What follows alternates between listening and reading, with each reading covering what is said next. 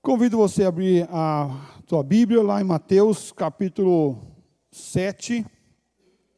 Mateus 7. Nós vamos ler de 1 a 3. A 6. Mateus 7, de 1 a 6.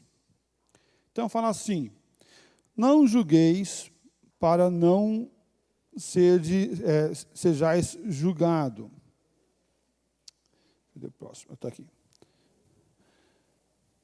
Pois com o critério com que julgardes, sereis julgado.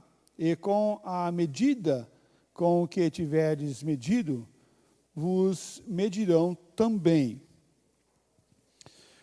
Porque vês tu o argueiro no olho do teu irmão, porém não reparas a trave que está no teu próprio?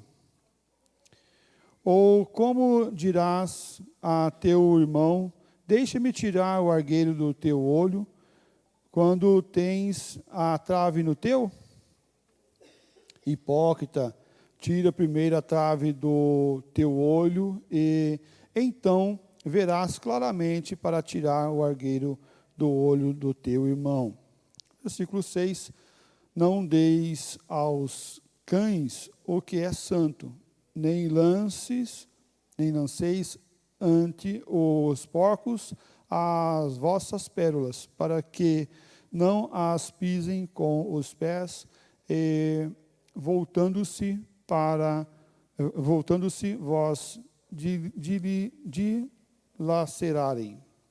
os dilacerarem. Meus amados, que texto integrante, né? Que texto integrante. Não julgueis para não ser julgado.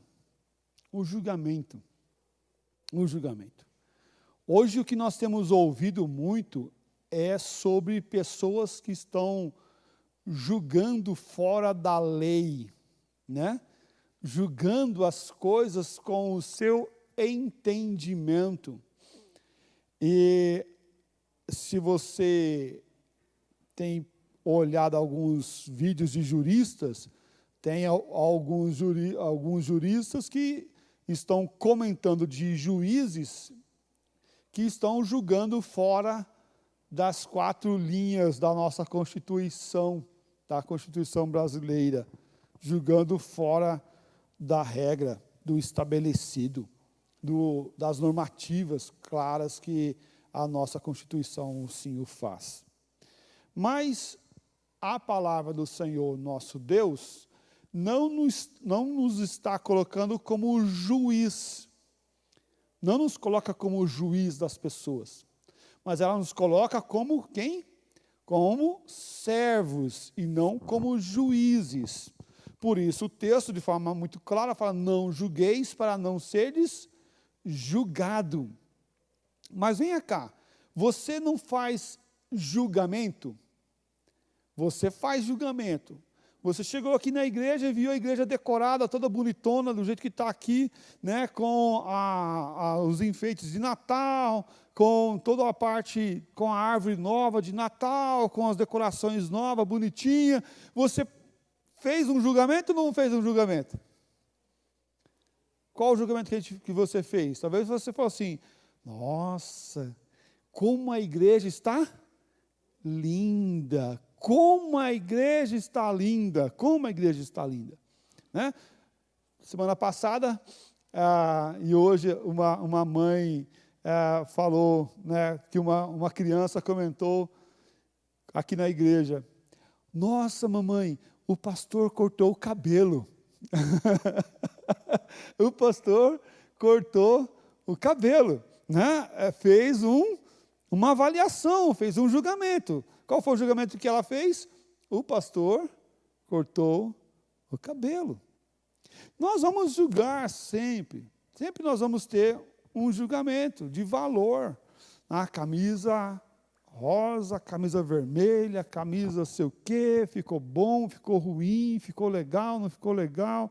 Você olha no espelho e você faz um auto-julgamento.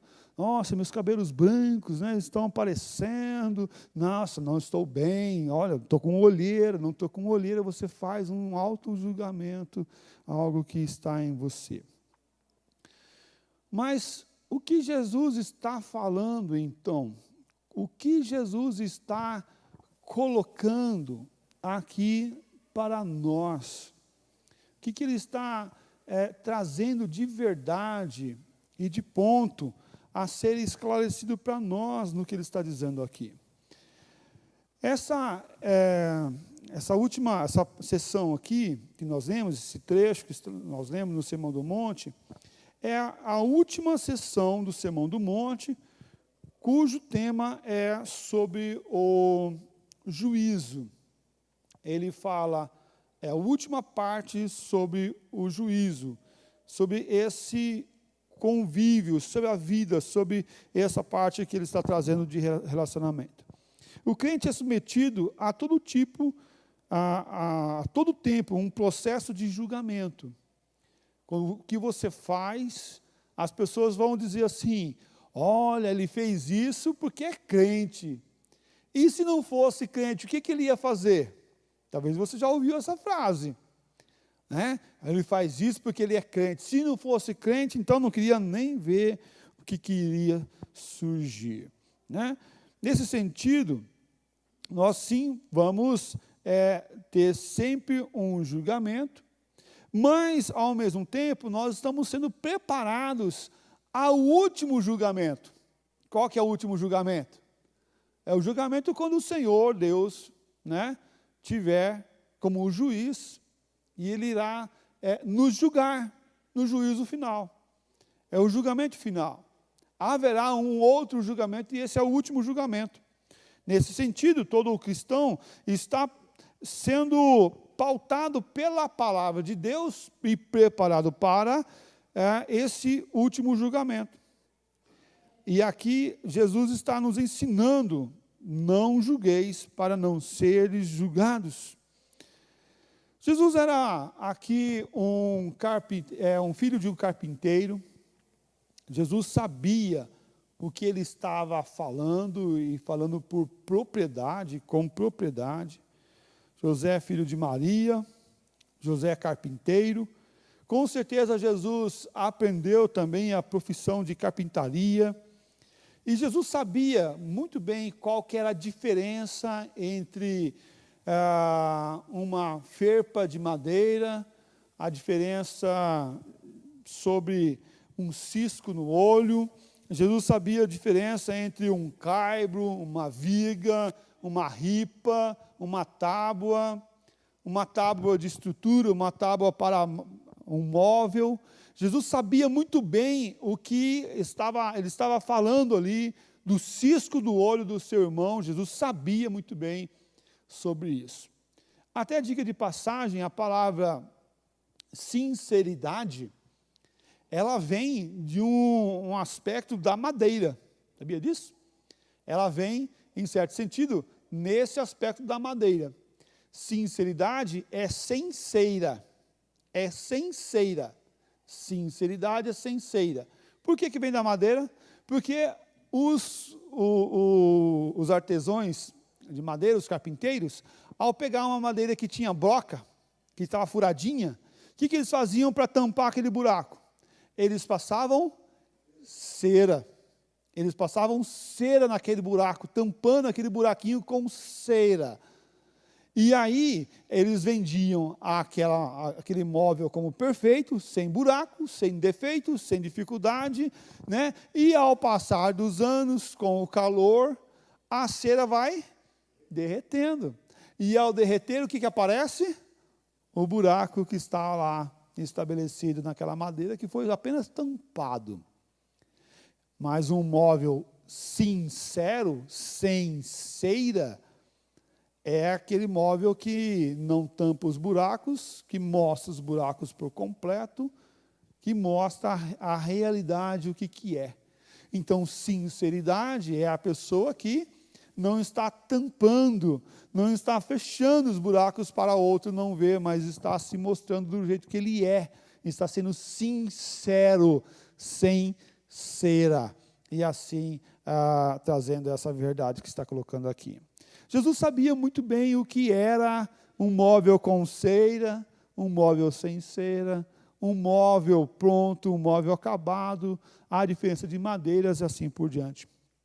Jesus, aqui, ele está trazendo algo muito claro para nossas vidas, mostrando a realidade e a verdade do amor de Deus que tem para cada um de nós.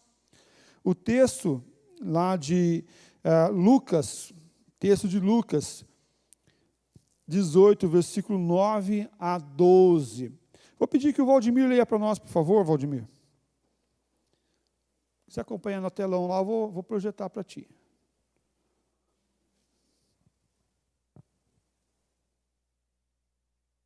A parábola do fariseu e publicano propôs também esta parábola a alguns que confiavam em si mesmos, por se considerarem justos e desprezavam os outros. 2 homens subiram ao templo com o propósito de orar, um fariseu e outro publicano. O fariseu, posto em pé, orava de si para si mesmo, desta forma: ó Deus, graças te dou, porque não sou como os demais homens, roubadores, injustos e adúlteros, nem ainda como esse publicano. Jejuo 2 vezes por semana e dou dízimo de tudo quanto ganho. O publicano, estando em pé, longe, não ousava nem ainda levantar os olhos ao céu, mas batia no peito, dizendo: ó Deus, se propício a mim, pecador. Digo-vos que esse desceu justificado para sua casa, e não aquele, porque todo o que se exalta será humilhado, mas o que se humilha será exaltado. Obrigado, Valdemir. Olha que interessante a verdade do Senhor nosso Deus. Aqui, a parábola fala acerca do fariseu e do publicano, quando ambos foram orar no templo. E o fariseu dizia de forma clara: ó Deus, graças te dou, porque não sou como os demais homens, nem ainda como esse publicano. Nem ainda como esse publicano. Graças te dou. Graças te dou porque sou diferente. Tenho diferença. E percebe que ele está falando do que ele faz e não dizendo que o outro não faz aquilo. Ele não falou que o outro não jejua, que o outro não atende o necessitado, que o outro não dá o dízimo, que o outro não faz isso. Ele falou: eu faço, eu sou superior porque eu faço. E aí vem uma arrogância do coração dele. O que eu faço é melhor do que o outro faz. A arrogância é sempre olhar do que eu faço, ser melhor do que o outro. O outro pode fazer algumas coisas, até igual a mim, mas o que eu faço é melhor. O que eu faço é superior. O que eu faço é infinitamente melhor do que o outro faz. Calma aí. Será que é eu que tenho que delinear o que o outro faz, que é pior do que o que eu faço, porque o que eu faço é melhor? Não é isso. Mas essa superioridade foi aqui criticada pelo Senhor Jesus. Porque esse dava e fazia por fazer, por merecer, por obter crédito pelo que ele fazia. E o outro estava se humilhando diante do Senhor. O texto não fala se ele fazia ou não fazia algo semelhante, mas ele falava que esse coração desse homem, que estava debruçado perante o Senhor e rogando ser propício a mim, pecador, é aquele que se arrepende, é aquele que volta ao Senhor, é aquele que está em atitude de arrependimento, colocando aqui não numa forma de julgamento e da condenação, mas se colocando aqui como aquele que foi quebrantado diante do Senhor. Colocando aquele como está com o coração pronto a pegar o arrependimento, ou dar arrependido, voltar ao Senhor pedindo perdão dos seus pecados. Eu quero aqui falar sobre 3 razões para não julgarmos. A primeira razão para não julgarmos é para que você, para que eu, para que nós mesmos não tenha de ser julgado por Deus. A primeira questão é, quando nós julgamos, nós vamos ser julgados na mesma medida que nós julgamos. Na mesma forma que nós julgamos. E é interessante, quando trabalhamos, por exemplo, casais, um dos dramas e das dificuldades quando trabalhamos com casais é da pessoa parar de olhar para o outro e começar a olhar para si mesmo. Parar de olhar para o defeito do outro e começar a olhar para o defeito seu, para os seus próprios defeitos. A dificuldade é de pararmos de julgar o outro e auto-julgarmos, e se auto-julgarmos. Né? Não é o que o outro tem feito de errado, mas o que você tem feito de errado. Essa é uma dificuldade muito grande quando nós estamos trabalhando com casais. O que você tem feito de errado. Então não julgue para que Deus também não te julgue. Estamos sujeitos ao julgamento e à disciplina de Deus, precisamente por sermos seus filhos. Paulo, quando expõe a doutrina da ceia, ele fala lá em 1 Coríntios capítulo 11, versículo 28, ele fala assim: examine-se, pois, o homem a si mesmo, e assim como do pão, beba do cálice. Versículo 31, versículo 31. Porque se nós julgássemos a nós mesmos, não seríamos julgados. Versículo 32 agora, mas quando julgados, somos disciplinados pelo Senhor, para não sermos condenados com o mundo. Mas quando julgados, somos disciplinados pelo Senhor, para não sermos condenados com o mundo. Quando nós julgamos, nós vamos ser julgados.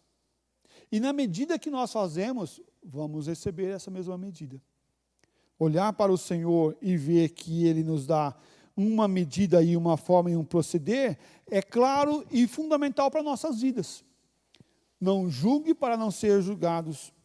Se nós julgarmos, nós vamos receber o mesmo julgamento. Nós não estamos falando de um tribunal, mas nós estamos falando do servo do Senhor Jesus Cristo. O tribunal, sim, esse tem poder e força para julgamento. É a mesma coisa da pena de morte, por exemplo. A pena de morte, ela não existe em parte no Brasil, mas em parte existe. Né? Não sei se você sabe, mas no Brasil tem uma possibilidade de pena de morte, né? Assim como em outros países também existe, em estado de guerra. E eu vou explicar qual é o momento que existe a pena de morte no Brasil. Em estado de guerra, em momento de guerra, o desertor ou quem trai a pátria poderá ser julgado à pena de morte. Isso é constitucional, isso está na nossa lei. Então a pena de morte existe em uma circunstância, em tempos de guerra, para os desertores, quem desertar, quem fugir da guerra, ou quem trair o país, dando informações para outros países sobre o nosso país, sobre a nossa força de guerra ou estratégia de guerra. Então, para esses, a pena de morte existe no Brasil. Mas fora do Brasil tem alguns outros crimes, como crimes hediondos, crime pensado, crime premeditado, estupros e coisas semelhantes a essas, também há o julgamento de pena de morte. Mas não é o homem que realiza a pena de morte, mas sim o Estado. Se você for olhar na Bíblia, e biblicamente, existe a pena de morte, mas não a pessoa, mas o Estado. O rei, a partir de um julgamento, o povo, a partir de um julgamento, poderia decretar a pena de morte com o aval do povo de Deus. Com o aval do povo de Deus. E com o aval do próprio Deus. Realizando a pena de morte de forma bíblica e com julgamento. Jesus foi condenado à morte porque existia um crime que era dado à morte. Jesus sofreu a pena de morte, assim como os homens que morreram junto com ele. E muitas outras pessoas também o fizeram e tiveram a pena de morte. Mas fizeram um crime? Sim, fizeram um crime porque o julgamento era daquele que era inocente. Mas a pena de morte existia naquele momento. A pena de morte existia naquele momento. Mas não era a pessoa que fazia, mas o Estado. Assim como o julgamento. Não é a pessoa que deve julgar o outro, mas um tribunal. Mas um colegiado. Mas sim um julgamento. E no julgamento é possível sim haver critérios para que se possa receber uma condenação ou não. Uma condenação não. Então aqui não cabe o julgamento. Vocês não podem julgar porque vocês vão ser julgados com aquela mesma medida. Vocês quem? Vocês a pessoa, e não o tribunal, e não o colegiado, e não aonde é o fórum certo do julgamento. Não o lugar aonde deve se tratar adequadamente. A Bíblia fala sobre isso. Quando eu tenho alguma coisa contra alguém, eu vou lá, converso com ela e trato com ela, não havendo um resultado, eu faço o quê? Chamo os presbíteros, chamo o conselho da igreja e trato com o conselho, com a igreja, com os presbíteros, representantes da igreja. Não havendo consertado, o que faz? Aí sim há um colegiado maior e aí o conselho é chamado e trata o assunto posterior. Ali é o lugar do julgamento. É o fórum do lugar onde pode haver um julgamento, mas não é a pessoa com o seu coração, com a sua forma. Mas muitas das vezes o que é feito? Eu não concordo com o que outra pessoa fez, falou, o que eu faço?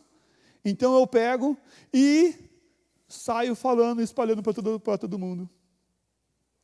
Saio comentando com o outro. Você viu o que o pastor fez para mim?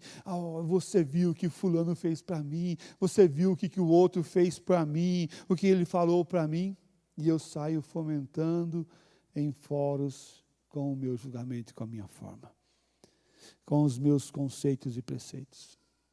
Meus amados, mas a palavra de Deus fala para nós não julgarmos, porque da medida que nós julgarmos os outros, vamos ser julgados da mesma medida. Então não seja desonesto ao julgar, mas seja honesto ao julgar e ao realizar a tarefa. A segunda razão para não julgarmos, para não sermos julgados com o mesmo critério que usamos. Quero chamar a tua atenção para Romanos, capítulo 2, versículo 1. Vou pedir para a Denise ler para nós, por favor, Denise. Portanto, és indesculpável, ó homem, quando julgas quem quer que seja, porque no que julgas a outro, a ti mesmo te condenas, pois praticas as próprias coisas que condenas. Muito bem. E olha só que interessante que ele está falando ali. Ele fala não trazendo critérios diferentes para com um ou para com o outro. Mas ele fala para nós não julgarmos quem? Qualquer pessoa. Qualquer que sejas. Não julgues, para não ser julgado, é verdade, mas ele fala quem quer que sejas. Quem que está julgando? Não importa quem. Qualquer um. Por quê? Porque você não é tribunal, você não é juiz. Eu não sou tribunal, eu não sou juiz. Então não importa quem que eu estou julgando. Porque a gente fala assim, falar mal do João e do Antônio pode. Mas falar mal da minha mãe não pode. Pode. Falar mal da mãe? Não pode, né? Não pode. Queria ver briga no colégio, lá no meio das crianças, era falar mal da mãe. Não, xingou tua mãe, xingou tua mãe. Pronto, a molecada se enrolava no tapa. Mas falar da mãe do outro, do pai, do João, do Antônio, poderia falar mal. Percebe como a gente vai criando valores e princípios diferentes um para com os outros? E aí a palavra de Deus fala diferente. São todos iguais. Não julgue nenhum sequer. Não julgue nenhum sequer. Porque no que julgas a outro, a ti mesmo te condenas. Quando o Antônio fala mal do João, ao falar mal do João, eu sei mais do Antônio do que do João. Olha aí, é esse princípio que está sendo colocado aqui. Quando, vou falar de forma mais clara, quando eu falo mal da Denise, você descobre mais coisas de mim do que da Denise. É isso aqui. Porque quando você está falando mal do outro, você está se auto-revelando. Você está se auto-condenando. Você está mostrando a tua infantilidade.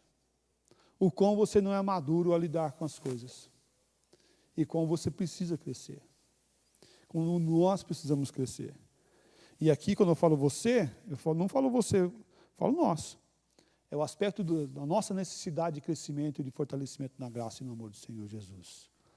Nós, como igreja, somos chamados a fazermos diferença. Paulo diz que quando nós fazemos aquilo que nós mesmos pregamos ou falamos, a nós mesmos nos condenamos. Assim, ao invés de nos dedicarmos tanto a julgar nosso irmão, porque não exercemos maior julgamento em nós mesmos? Por que nós não paramos para julgar a gente mesmo? Será que eu estou fazendo adequadamente? Será que eu estou fazendo corretamente? Será que eu estou sendo um bom exemplo do reino do Senhor Jesus Cristo? Será que eu estou me dedicando ao máximo ao Senhor Jesus Cristo? Será que eu estou sendo o melhor crente que eu possa ser para a glória do Senhor Jesus Cristo?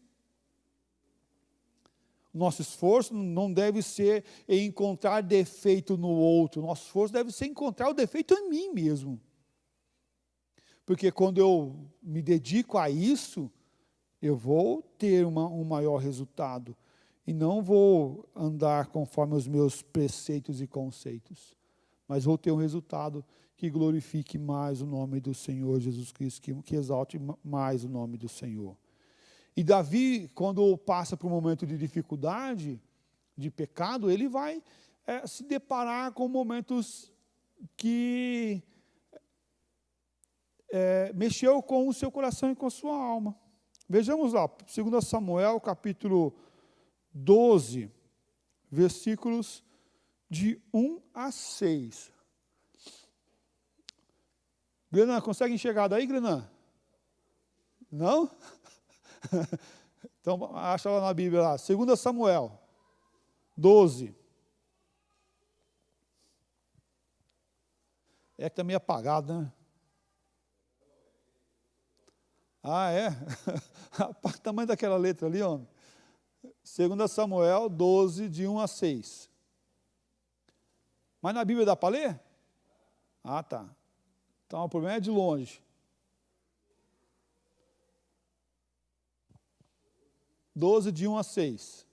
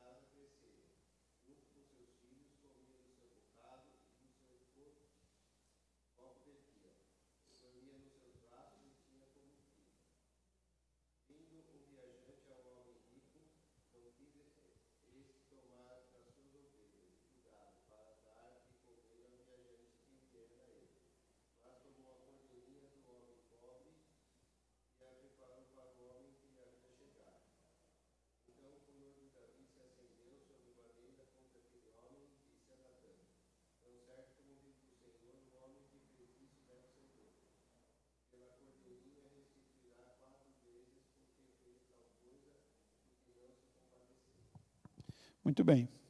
Então, Natan aqui confronta o pecado de quem? De Davi. Ele confronta o pecado de Davi. Mas para que ele faz isso?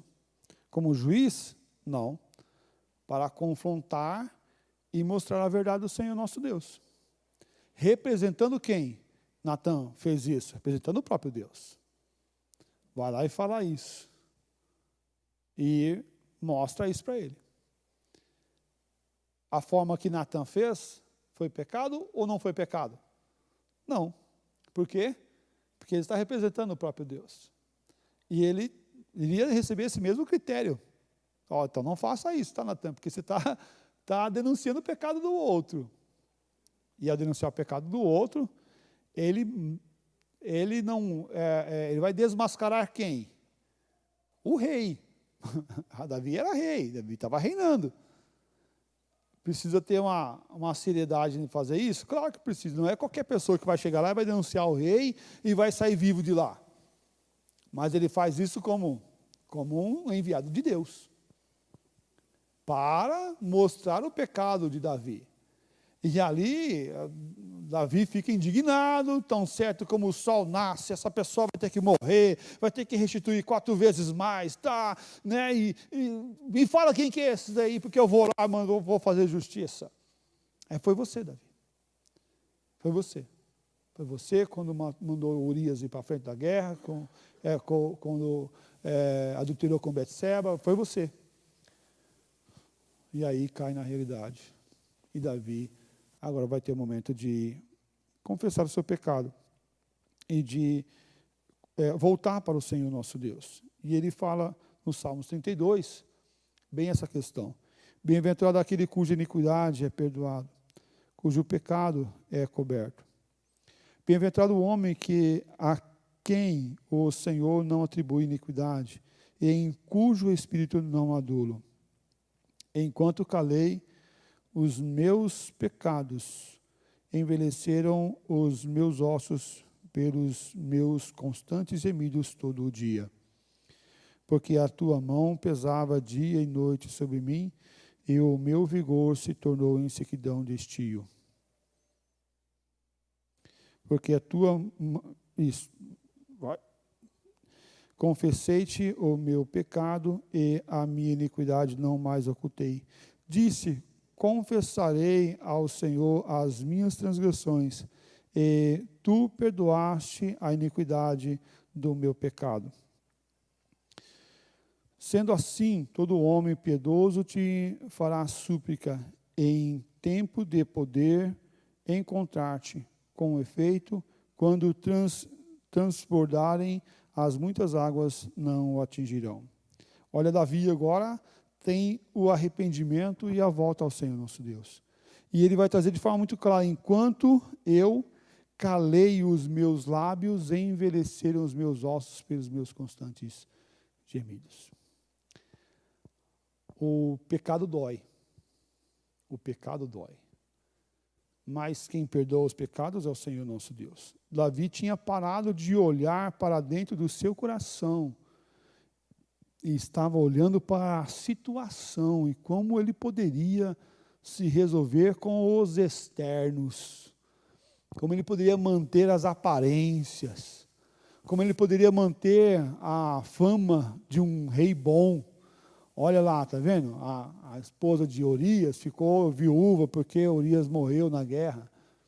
Então, eu que sou um bom rei, né, sou um cara de índole intocável, né, alibada, de boa índole, de bom caráter, um bom rei. Vou me casar com Betseba para ela não ficar sozinha, não ser levada às traças. E aí o bom rei faz isso, não faz nada. Conversa, porque o pecado já estava instalado no seu coração. O pecado já estava estabelecido na sua alma, na sua vida. Ele tinha parado de olhar para dentro de si e estava olhando em como ele poderia arrumar a situação para tudo ficar de acordo e ficar bem quisto pela sociedade.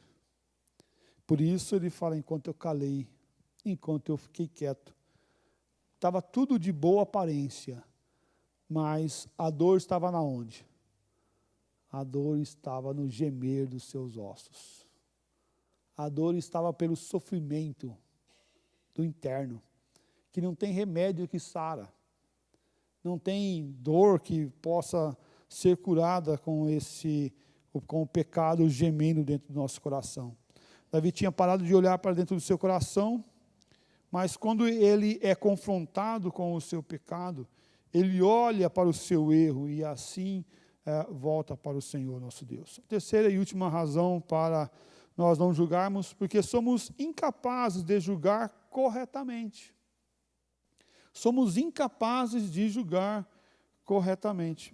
Olha só o que diz o texto de Mateus capítulo 7, versículo 3 e 4.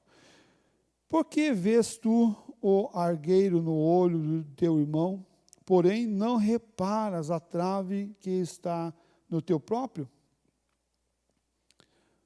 Versículo 4. Ou como dirás a teu irmão, deixa-me tirar o argueiro do teu olho, quando tens a trave no teu? Meus amados, olha o que está sendo colocado aqui. Jesus sabia a diferença das palavras e das letras e o que era cada item desse. E é interessante quando ele fala aqui no versículo 3, porque vês tu o argueiro no olho do teu irmão, porém não reparas a trave. A trave. Ele fala o seguinte, você está olhando algo pequeno no olho do teu irmão, um pequeno cisco no olho do teu irmão, mas você tem uma trave. Não é algo pequeno, é algo grande, é algo muito grande. É algo que está te trazendo uma possibilidade de olhar para o outro.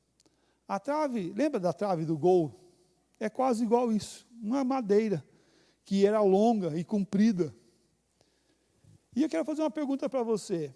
Você iria num oftalmologista tirar um cisco do teu olho, mas com um oftalmologista cego? Você ia lá e fala assim, eu preciso tirar um cisco que caiu no meu olho aqui, não consigo tirar. Aí iria lá o oftalmologista, mas ele era cego, não conseguia enxergar. O que você ia fazer? Com certeza você fala assim, eu acho que eu vou ter que voltar mais tarde, né? Não vai dar tempo agora, e se mandava, ia embora. Por quê? Ele não consegue enxergar um palmo na frente dele, ele vai conseguir enxergar um cisco no meu olho.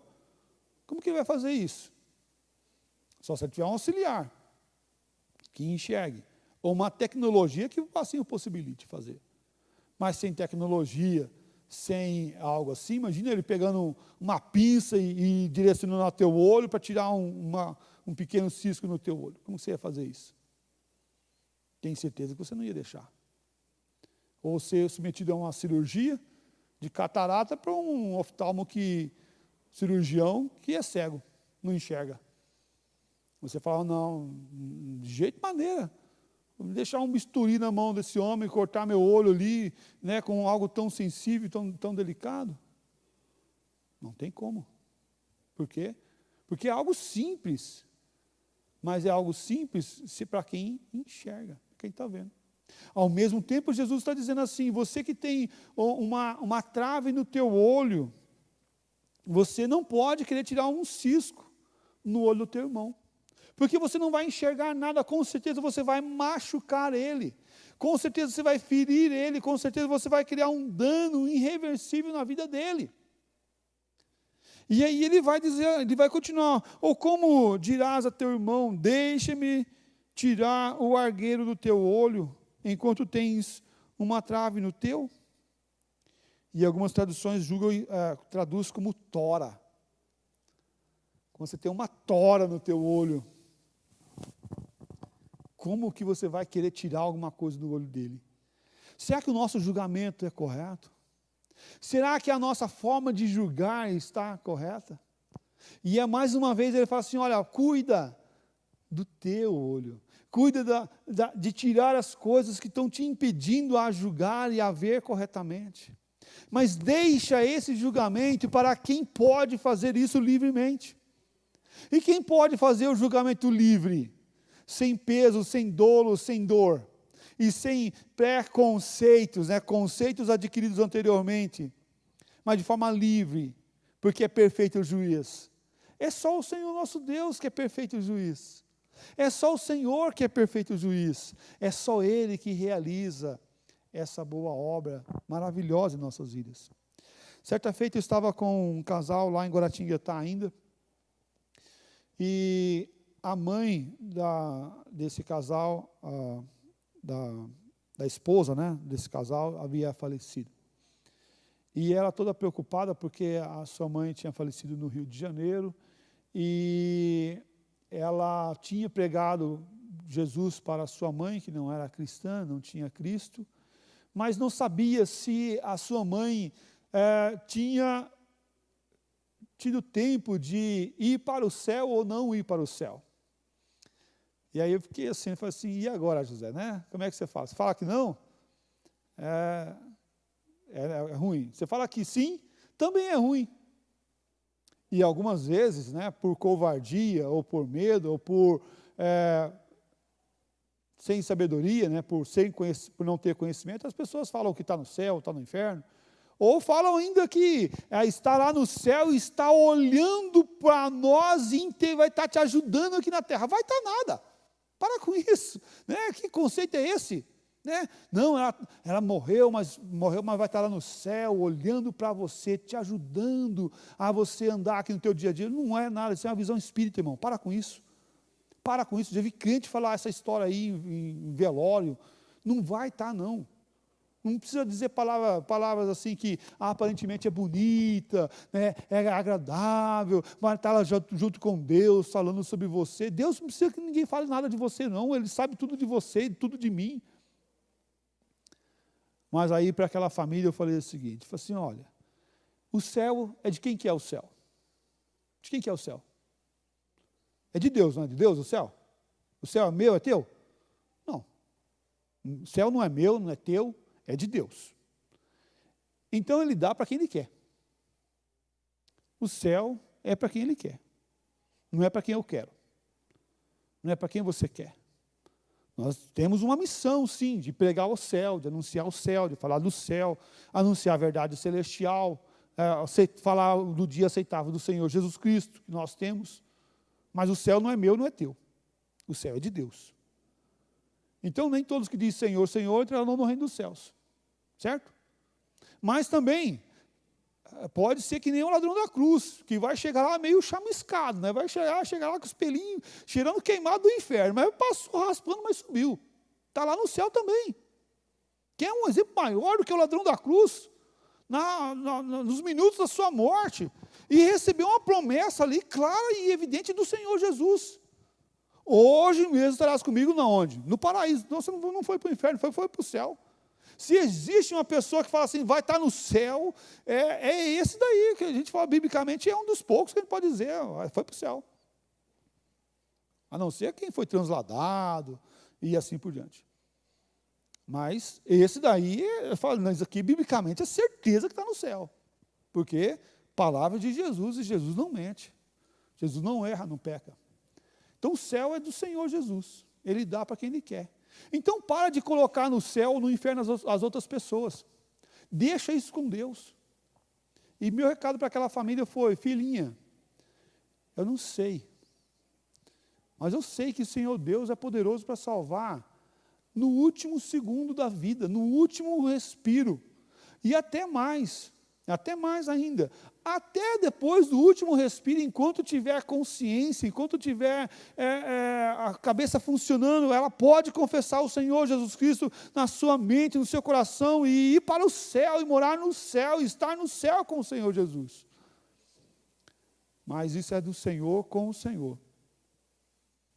Não é eu, não é você. Cabe a nós confiarmos nos planos de Deus e entregarmos tudo para o Senhor Jesus Cristo. Então não julgue quem foi para o céu, quem foi para o inferno, quem está no céu, quem não está no céu. É mais fácil a gente falar, não, essa pessoa estava comigo aqui e foi para o céu, glória a Deus por isso. Amém, glória a Deus por isso, porque pelos frutos conhecereis as árvores.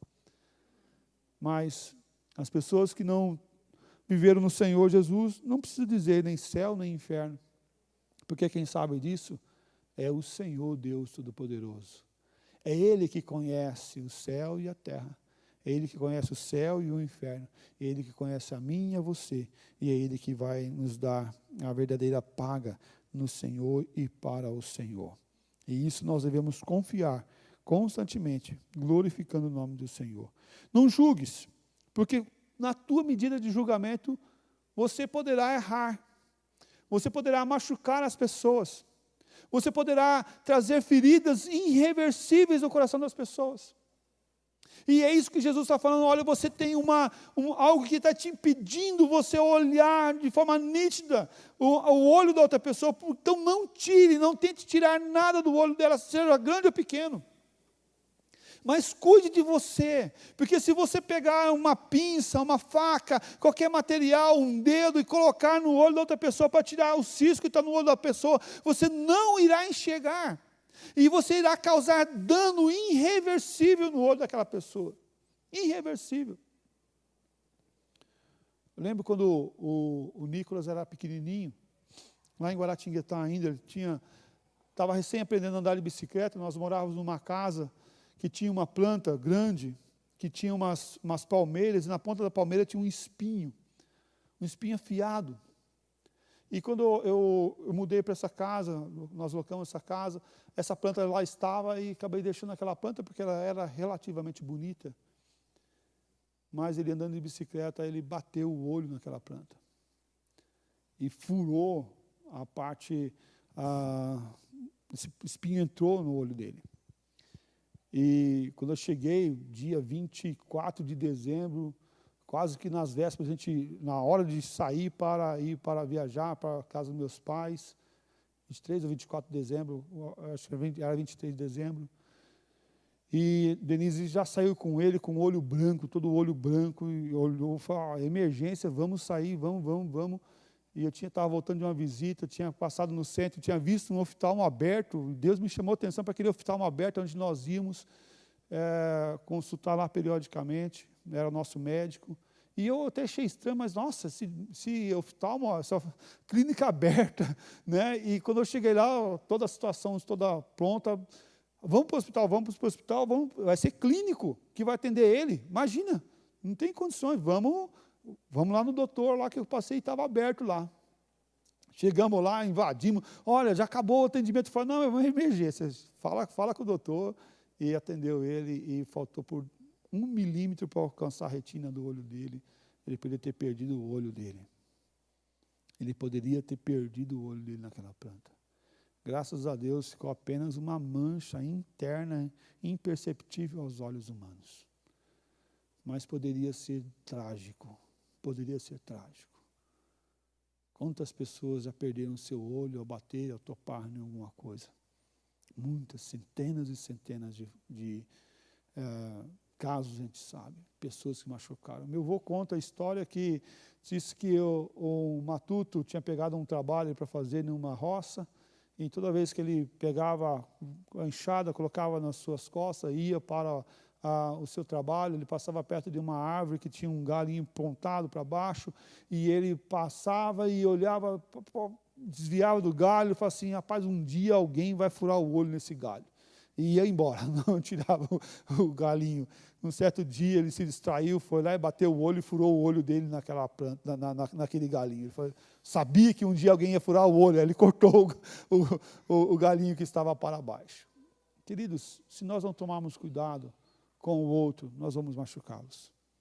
Uma palavra, ou um procedimento mal falado, mal feito, mal realizado, machuca as pessoas. Machuca as pessoas. Vamos cuidar do outro. Vamos procurar amar o outro. Assim como nós não queremos que tire cisco dos nossos olhos a pessoa que não enxerga, nós não podemos querer tirar cisco dos olhos do outro, se nós não estamos enxergando direito. É o Senhor Deus que cuida de nós, quem nos abençoa e quem nos guarda, e quem pode realmente, de forma livre, a tirar os nossos ciscos e nos abençoar. Quero encerrar com esse texto. Lucas 6, 36 e 37 fala assim: sede misericordiosos, como também é misericordioso o vosso Pai. Versículo 37. Não julgueis e não sereis julgados. Não condeneis e não sereis condenados. Perdoai e sereis perdoados. Que esse seja o nosso procedimento. Que esse seja a nossa vida. Que esse seja o nosso caminhar todos os dias. Não julgar, mas amarmos, perdoar, cuidar, amparar. Sede misericordiosos, como também é misericordioso o vosso Pai. Antes de julgarmos, devemos analisar e pensar nesse versículo. Antes de condenarmos o outro, devemos, então, agir com perdão. Realizou uma obra ruim contra você? Tá bom, perdoe. Não julgue, perdoe, ame, cuide, para que o amor de Deus alcance cada dia a cada um de nós. Quero convidar você a baixar sua cabeça, a pedir a graça e a misericórdia do Senhor Jesus Cristo sobre você, sobre sua família, sobre a nossa igreja, em nome de Jesus. Sejamos uma igreja que haja com misericórdia. Sejamos uma igreja que haja, que venha agir, não para condenar, mas que venha ter ações de perdão e perdoar e amar e cuidar uns dos outros em nome do Senhor Jesus Cristo. Ó Pai, Tu és o Deus da nossa salvação. Tu és o grande eu sou, o Todo-Poderoso, Criador do céu e da terra. Por isso, ó Deus, eu peço que o Senhor venha agir com misericórdia em nossas vidas, venha nos transformar, que nós venhamos ser cada dia mais misericordiosos, nós venhamos ser aqueles que venham agir com o perdão, primeiramente, com o amor, com a graça e com o favor do Senhor Jesus. Tem misericórdia, Pai, de nós. Faça-nos, ó Pai, homens e mulheres que entendam sobre o julgamento e colocam tudo diante do Senhor, que é perfeito juiz. Tem misericórdia de nós, ó Pai. Que nossas vidas sejam vidas que venham agir com perdão para aqueles que julgam ou que nos julgam. Que a Tua graça e o Teu favor esteja sobre nós sempre. Em nome daquele que vive e reina, que nós oramos e agradecemos. Amém, ó Pai. Amém.